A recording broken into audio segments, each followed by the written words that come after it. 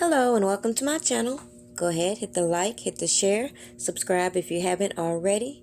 This video, let's talk about this propaganda that we see today about somebody such as Larry Hoover, who established so much, but yet is still incarcerated based on these allegations of his potential power.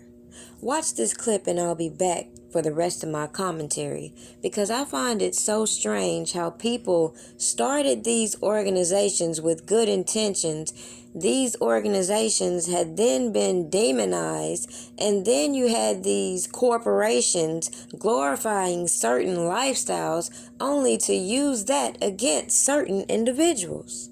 Watch this.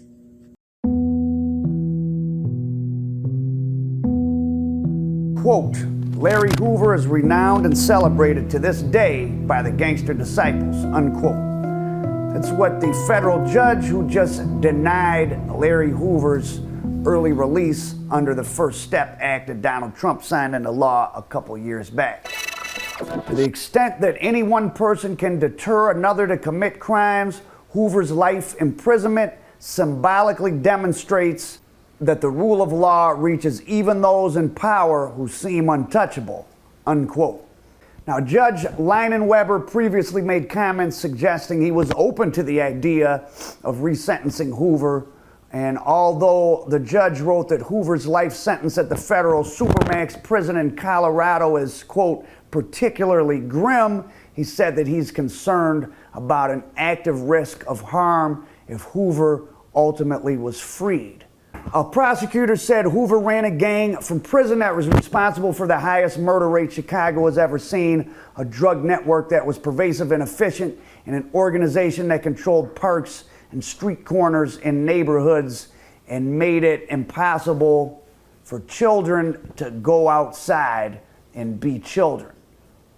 Now, that's a pretty kind of extreme and ludicrous to blame all the crime in Chicago on one person. And if you read articles about other gangs from Chicago, like the El Rookins and the Black Pea Stones that were indicted some years before the Gangster Disciples, they got blamed for the high murder rate, and they were said to run the drug trade in Chicago. When law enforcement is adamant, saying there is no mistaking some groups, in particular, those gangs now being called budding crime syndicates, like Jeff Ford and the El Rookins on the south side, the Vice Lords on the west side, and to some degree the highly disorganized but large disciple nation on the south and north sides.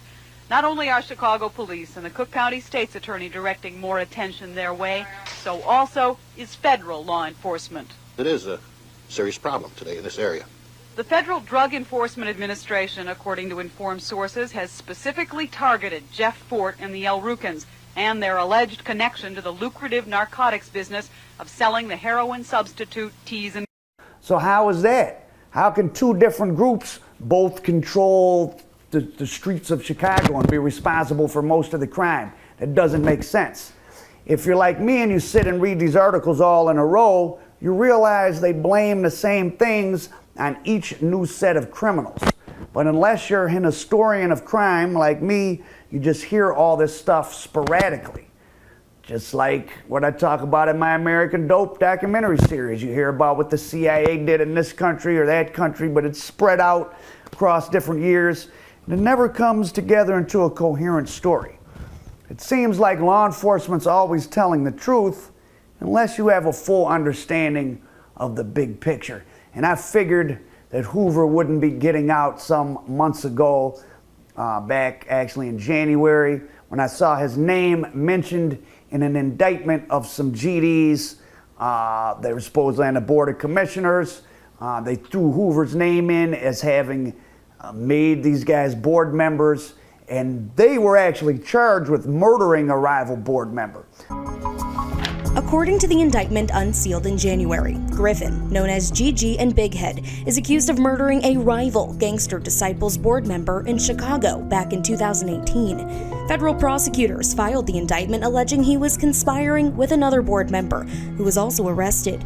The indictment claims Griffin had discussions with that other board member, intending to kill members of their own gang that were resisting the new leadership for a chapter in East St. Louis. Court documents also claim he committed the murder in a cold, calculated, and premeditated manner. Hoover, who says he's no longer involved with the gang and is asking for an early release from his life sentence, promoted 2 men to top posts in the gang while locked up in federal supermax. Well, if they could prove Larry Hoover was part of an ongoing criminal conspiracy and people directly underneath him committed a murder like they were charged with out of the federal district in East St. Louis in January of 2021, they would charge him. The indictment says the 2 men threatened to kill anyone who challenged their authority, and on May 18, 2018, shot and killed a rival Gangster Disciple member, board member on the south side of Chicago. And there was a secret coded message that Hoover supposedly sent from his Supermax cell, and this was given out to the media and posted in different articles and etc. But again, having read so many articles and indictments, and know how law enforcement strategically uses the media to control public opinion, which in turn pushes political decision making, and I'm sure the judge that didn't let Hoover out was on the phone with some Chicago politicians who said that he shouldn't. If, as these articles imply, Hoover was implicit in ordering hits from prison, well, if they had any real proof of that, they would have been more than happy to charge Larry Hoover, but they didn't, so they couldn't. But so why mention it in a newspaper article? It's just to have made his chances of getting out early less likely, and it worked. Now shout out to Al Prophet, because he sure said a mouthful in everything he said. Make sure you go check out his full video. That channel again is Al Prophet. So let me just get back to my point, because again, we've all heard these rumors about how the industry execs met up and decided they were going to fill up these prisons that they're investing in with individuals. And again, they want to put all this spotlight on certain people for the crime in Chicago, for example. But what about all the trafficking, all these missing girls, and all the drugs that go in and out these police departments in the evidence chamber and back on the street? It's so much corruption across the board, but as he mentioned, these people like to keep playing the pointing the finger game and keeping the attention on certain individuals. With that being said, they also give credit to all these industry people by affiliating them with these same people they glorify as being gangsters. Then they turn around and give them this lifestyle to keep this same dysfunctional pattern within the black community. And people are not peeping when individuals try to change up their image to guide people into better decisions.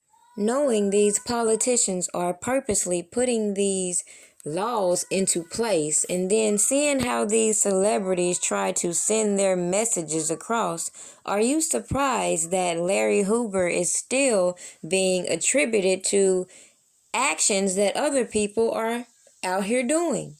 Just because he has been affiliated with this gang, does it mean for this point forward he's going to be attributed to everything people will mention his name in? You see that cycle of how now you have these gang enhancements out here. People can just sit here and tie you up in their cases just like that. Now's the time where people are recognizing that they need to assert their rights and fight for their rights being preserved. What are your thoughts about this whole topic? Do you think Larry Hoover will forever be incarcerated? Do you think his treatment is fair? Think about those other individuals who they apply the same notion to, who they treat worse than a dog because of simple things like them saying they can control these people outside the jail with these phones they have when they have technology to shut all that stuff down. Leave your comments below. Don't forget, like and share. Have a good day. Just a quick reminder, make sure you go and check out my site, www.pdpastries, for all your pastry needs. I do ship, and you can send your payments through Cash App. All contributions to my food truck is always open. Cookie, I'm a cookie monster. Break your back, crack it open like a lobster.